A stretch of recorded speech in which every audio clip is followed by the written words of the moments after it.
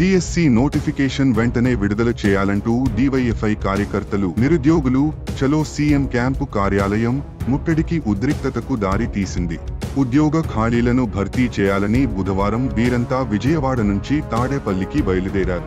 Raghavayya park వద్ద పోలీసులు ముందే అక్కడ మోహరించి ఉండటంతో బెంజ్ సర్కిల్ నుంచి సీఎం క్యాంపు కార్యాలయం ముట్టడికి బయలుదేరి వెళ్లారు. నేతాజీ వంతెన వద్దకు చేరుకోగానే వీరిని పోలీసులు అడ్డుకున్నారు.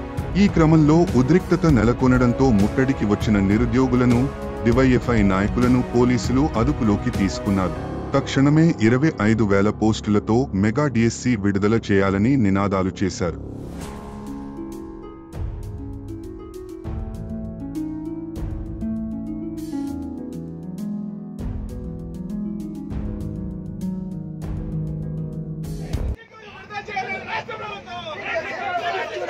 జగన్మోహన్ రెడ్డి గారి అభ్యర్థుల పట్ల చాలా నిరంకుశంగా వ్యవహరిస్తా ఉంది.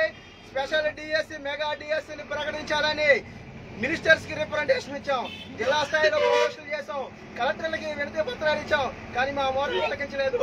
చివరగా చెలో సీఎం క్యాంప్ ఆఫీస్ కి సీఎం గారికే మా విషయాలు చెప్పుకోవాలని చెప్పి ఈరోజు విజయవాడ నిరుద్యోగ అభ్యర్థులు, డిఎస్సి అభ్యర్థులు తమ ఆకాంక్షల కోసం, తమ భవిష్యత్తు కోసం ఈరోజు వస్తే పోలీసులు చాలా దుర్మార్గంగా కక్ష కట్టి ఈరోజు నిరుద్యోగుల్ని రోడ్డు మీద బలవంతంగా ఈడ్చి ఈరోజు దుర్మార్గంగా వ్యవహరించి అక్రమంగా అరెస్టు చేస్తా ఉన్నారు. దీన్ని మేము తీవ్రంగా ఖండిస్తా ఉన్నాం.